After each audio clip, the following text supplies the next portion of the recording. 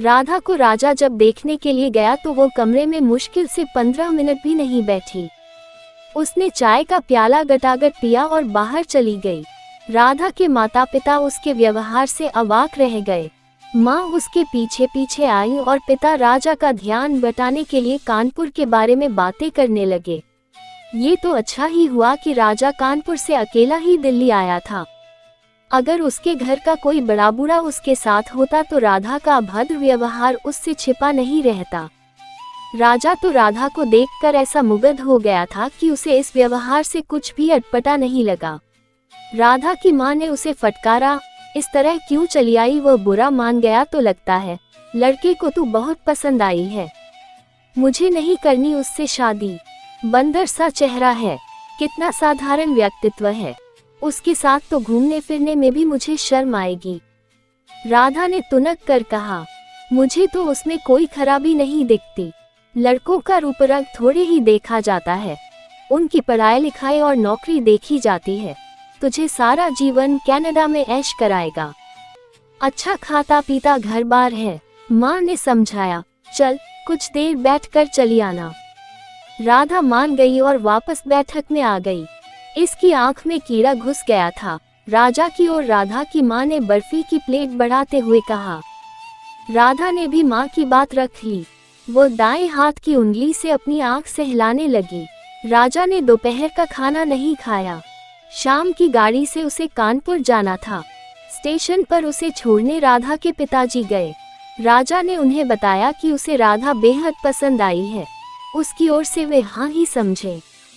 शादी 15 दिन के अंदर ही करनी पड़ेगी, क्योंकि उसकी छुट्टी के बस 3 हफ्ते ही शेष रह गए थे और दहेज की तनिक भी मांग नहीं होगी। राधा के पिता राजा को विदा करके लौटे तो मन ही मन प्रसन्न तो बहुत थे, परंतु उन्हें अपनी आजाद ख्याल बेटी से डर भी लग रहा था कि पता नहीं वह मानेगी या नहीं। पिछले 3 सालों में न जाने कितने लड़कों को उसे दिखाया। वो अत्यंत सुंदर थी, इसलिए पसंद तो वो हर लड़के को आई, लेकिन बात हर जगह या तो दहेज के कारण नहीं बन पाई या फिर राधा को ही लड़का पसंद नहीं आता था। उसे आकर्षक और अच्छी आय वाला पति चाहिए था। माता पिता समझा कर हार जाते थे, पर वो टस से मस न होती। उस रात वे काफी देर तक जागते रहे और राधा के विषय में ही सोचते रहे कि अपनी जिद्दी बेटी को किस तरह सही रास्ते पर लाएं। अगले दिन रात को तार वाले ने जगा दिया। राधा के पिता तार लेकर अंदर आए। तार राजा के पिताजी का था।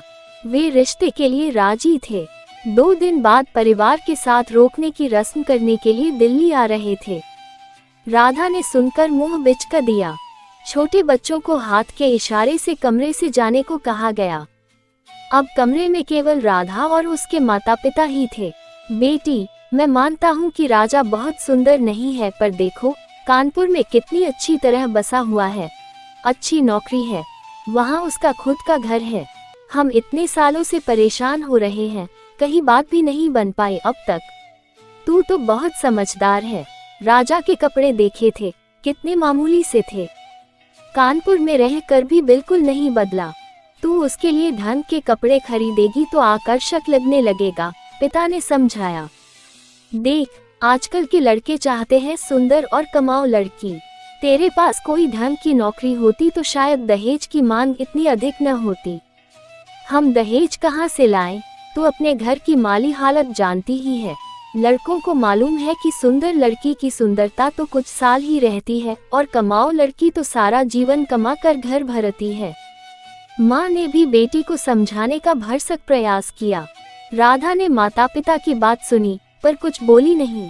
3 साल पहले उसने MA तृतीय श्रेणी में पास किया था। कभी कोई ढंग की नौकरी ही नहीं मिल पाई थी। उसके साथ की 2-3 होशियार लड़कियां तो कॉलेजों में व्याख्याता के पद पर लगी हुई थी। जिन आकर्षक युवकों को अपना जीवन साथी बनाने का राधा का विचार था, वे नौकरी पेशा लड़कियों के साथ घर बसा चुके थे। शादी और नौकरी दोनों ही दौड़ में वो पीछे रह गई थी। देख, कानपुर में बसने की किसकी इच्छा नहीं होती। सारे लोग तुझको देखकर यहाँ ईर्ष्या करेंगे। तुम छोटे भाई बहनों के लिए भी कुछ कर पाओगी, पिता ने कहा। राधा को अपने छोटे भाई बहनों से बहुत लगाव था। पिताजी अपनी सीमित आय में उनके लिए कुछ भी नहीं कर सकते थे। वो सोचने लगी, अगर वो कानपुर चली गई तो उनके लिए बहुत कुछ कर सकती है, साथ ही राजा को भी बदल देगी। उसकी वेशभूषा में तो परिवर्तन कर ही देगी। राधा माँ के गले लग गई। माँ, जैसी आप दोनों की इच्छा है वैसा ही होगा। राधा के पिता तो खुशी से उछल ही पड़े। उन्होंने बेटी का माथा चूम लिया, आवाज देकर छोटे बच्चों को बुला लिया। उस रात खुशी से कोई न सो पाया। 2 सप्ताह बाद राधा और राजा की धूमधाम से शादी हो गई। 3-4 दिन बाद राधा जब कानपुर से राजा के साथ दिल्ली वापस आई तब राजा उसे कानपुर के उच्चायोग ले गया और उसके कानपुर के आप्रवास की सारी कार्रवाई पूरी करवाई। कानपुर जाने के 2 हफ्ते बाद ही राजा ने राधा के पास $1000 का चेक भेज दिया। बैंक में जब राधा चेक के भुगतान के लिए गई तो उसने अपने नाम का खाता खोल लिया। बैंक के क्लर्क ने जब बताया कि उसके खाते में 10,000 रुपए से अधिक धन जमा हो जाएगा तो राधा की खुशी की सीमा न रही। राधा शादी के बाद भारत में 10 महीने रही। इस दौरान कई बार कानपुर गई। ससुराल वाले उसे बहुत अच्छे लगे। वे बहुत ही खुशहाल और अमीर थे। कभी भी उन्होंने राधा को इस बात का एहसास नहीं होने दिया कि उसके माता पिता साधारण स्थिति वाले हैं। राधा का हवाई टिकट राजा ने भेज दिया था। उसे विदा करने के लिए मायके वाले भी कानपुर से दिल्ली आए थे। लंदन हवाई अड्डे पर राधा को हवाई जहाज बदलना था। उसने राजा से फोन पर बात की। राजा तो उसके आने का हर पल गिन रहा था। मॉन्ट्रियल के हवाई अड्डे पर राधा को राजा बहुत बदला हुआ लग रहा था। उसने कीमती सूट पहना हुआ था, बाल भी ढंग से संवारे हुए थे। उसने सामान की ट्राली राधा के हाथ से ले ली। कार पार्किंग में लंबी सी सुंदर कार खड़ी थी। राधा को पहली बार इस बात का एहसास हुआ कि यह कार उसकी है। वो सोचने लगी कि जल्दी ही कार चलाना सीख लेगी तो शान से इसे चलाएगी। एक फोटो खिंचवा कर माता पिता को भेजेगी तो वे कितने खुश होंगे। कार में राधा राजा के साथ वाली सीट पर बैठे हुए अत्यंत गर्व का अनुभव कर रही थी। राजा ने कर्कलैंड में घर खरीद लिया था। वो जगह मॉन्ट्रियल हवाई अड्डे से 55 किलोमीटर की दूरी पर थी। कार बड़ी तेजी से चली जा रही थी। राधा को सब चीजें सपने की तरह लग रही थी। 40-45 मिनट बाद घर आ गया। राजा ने कार के अंदर से ही गैराज का दरवाजा खोल लिया। राधा हैरानी से सब कुछ देखती रही। कार से उतरकर राधा घर में आ गई। राजा सामान उतार कर भीतर ले आया। राधा को तो विश्वास ही नहीं हुआ कि इतना आलीशान घर उसी का है।